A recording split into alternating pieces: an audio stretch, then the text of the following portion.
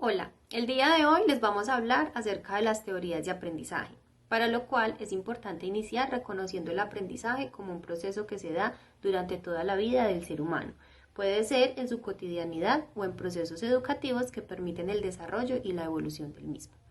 Es por ello que es importante reconocer cómo se da el aprendizaje en diferentes contextos y edades, teniendo en cuenta los procesos y las bases biológicas del ser humano. Durante el siguiente trabajo van a encontrar algunos ejemplos que nos muestran cómo se da el aprendizaje de acuerdo a la edad biológica y cognitiva del ser humano, permitiendo así el desarrollo de distintas habilidades.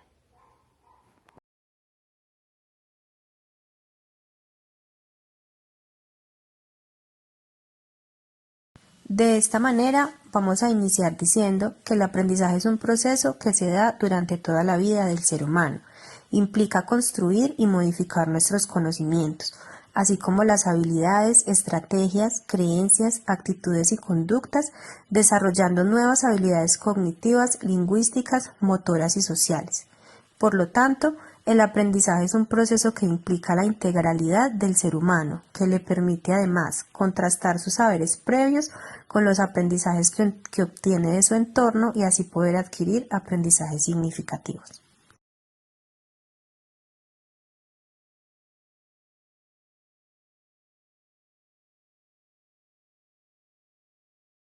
En cuanto a las bases del aprendizaje, la investigación neurocientífica ha representado un papel importante en este campo y en el campo de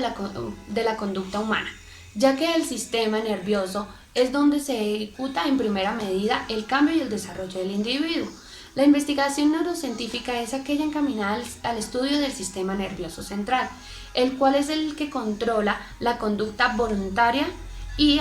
del sistema nervioso autónomo, el cual se encarga de regular aquellos actos involuntarios. Dentro del sistema nervioso central interactúan millones de células dendritas que reciben información de otras células y los axones que envían el mensaje a las células encargadas así de todos los procesos mentales del cuerpo.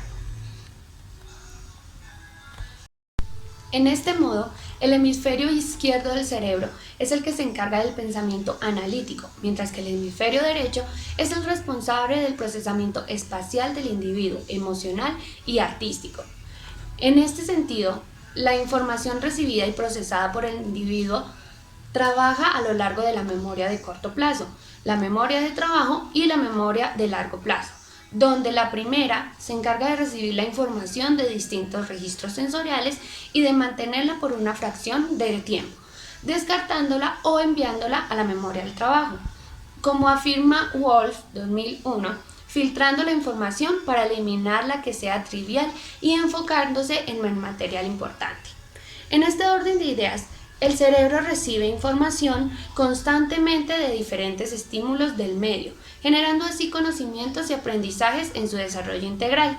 Dentro de los factores que se pueden intervenir en la activación de ondas neuronales encontramos la relación que tiene el individuo con el ambiente donde se relaciona, la relevancia, la novedad, la intensidad y el movimiento que hace parte de su crecimiento, donde se empieza a reforzar en primera medida la memoria.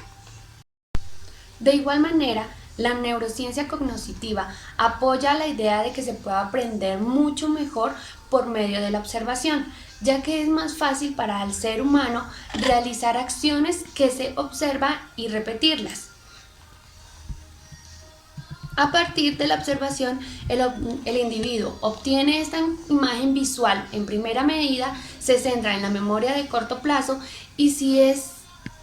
necesario, se repite, se enfatiza y se lleva a la memoria de trabajo para después ser situada en la memoria a largo plazo.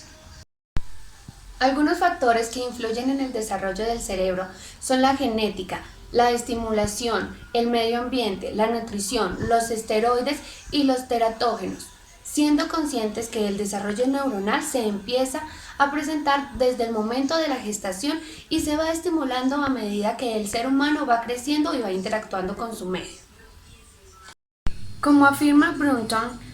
los niños pequeños tienen demasiada sinapsis, alrededor del 60% de su energía se utiliza en el cerebro. en comparación con el cerebro de un adulto en el que solo se utiliza un 20 o un 25% de su energía. Es allí donde nace la importancia de la estimulación temprana del cerebro en los primeros años de vida, donde el niño adquiere en casa, en el preescolar y en sus primeros años de escuela las bases lingüísticas, sociales, actitudinales, sensomotoras, emocionales y aquellas capacidades auditivas y visuales que van a ser los cimientos para aprendizajes futuros y un poco más complejos.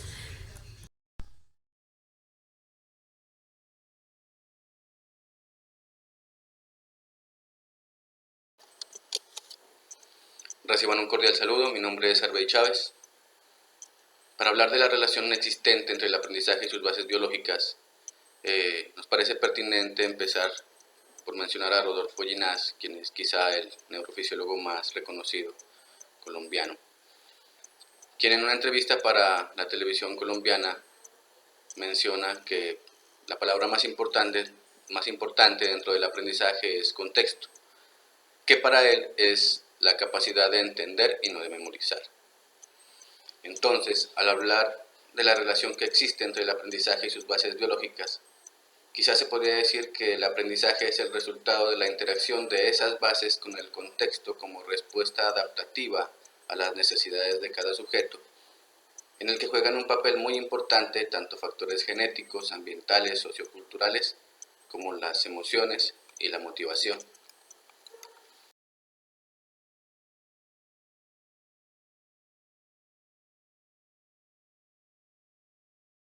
Teniendo en cuenta que el contexto inmediato de las personas juega un papel fundamental en su proceso de aprendizaje, vamos a resaltar la importancia que tiene hoy en día la tecnología como medio para aprender. Podemos decir entonces que el niño aprende desde el estímulo y partiendo de sus intereses. Esto hace que logre poner en funcionamiento sus bases biológicas y adquirir así aprendizajes significativos, fortaleciendo sus habilidades cognitivas. De esta manera, el contexto familiar juega un papel fundamental en este proceso de aprendizaje, pues es allí, en su contexto más cercano y desde sus necesidades e intereses, que logra generar aprendizajes, aprovechando las posibilidades tecnológicas, sus saberes previos y su desarrollo cognitivo. Por su parte, el adolescente aprende de la interacción con el otro, con sus pares y su entorno, pues es en esta colectividad que sus bases biológicas logran generar habilidades de organización, repaso, elaboración, entre otras, lo cual involucra la parte emocional y permite un aprendizaje significativo que aporta a su crecimiento y desarrollo integral.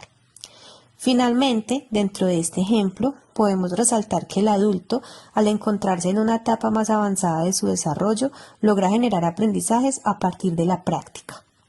lo que llamamos aprender haciendo, de la elaboración y el hacer, utilizando recursos de su medio que le ayuden a fortalecer sus conocimientos y continuar avanzando en sus procesos.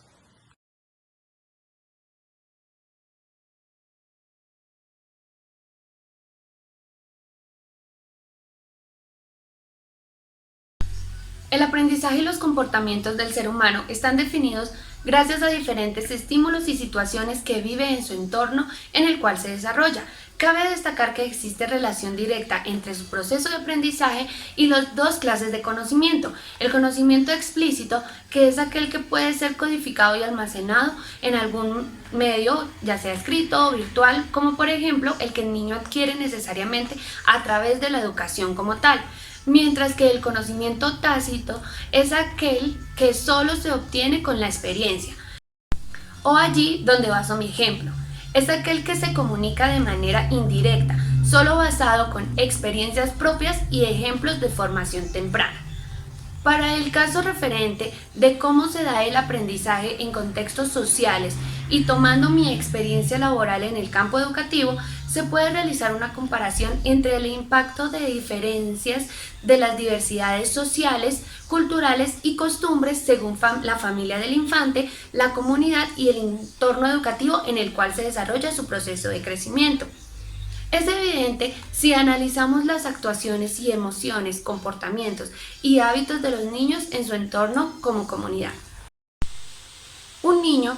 que ha sido influenciado desde temprana edad con la importancia de una continuidad en su formación académica para tener un desempeño laboral en forma profesional o en cualquier modalidad de progrado, tiene más tendencia a desarrollar el gusto por el estudio, aparte de otros factores con el apoyo de los padres, el acceso a la información, por ejemplo, el Internet, y como resultado va a tener un mejor rendimiento y dedicación a nivel escolar.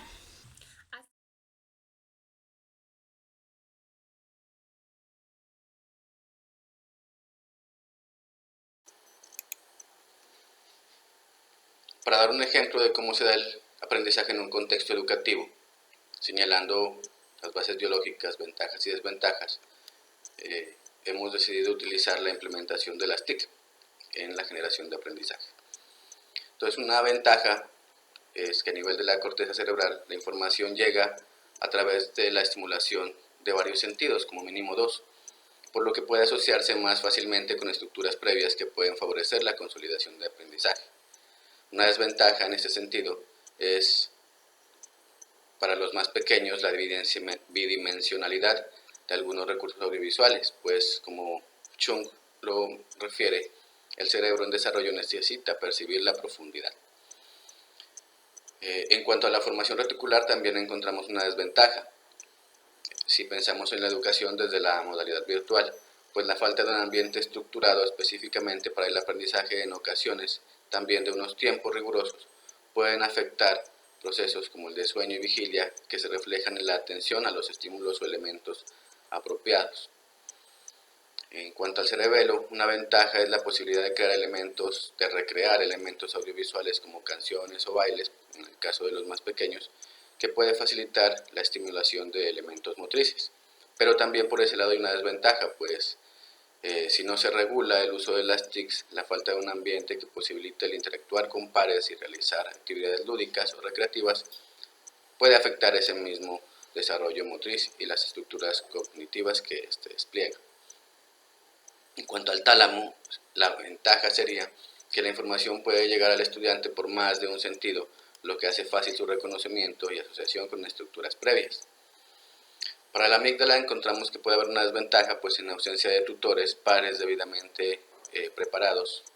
que motiven o estimulen emocionalmente el correcto uso, puede generar frustraciones o malestares. En cuanto al hipocampo, se puede decir como una ventaja que los estímulos se registran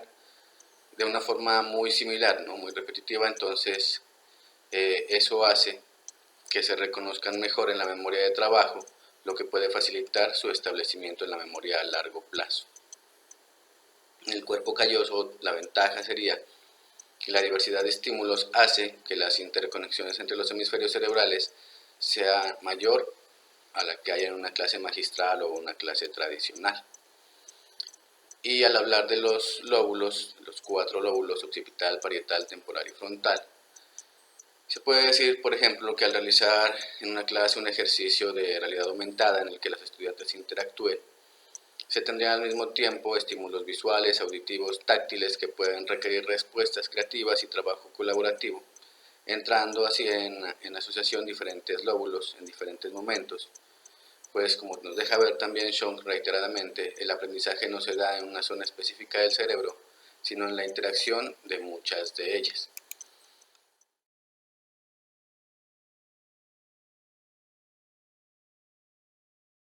A manera de conclusión,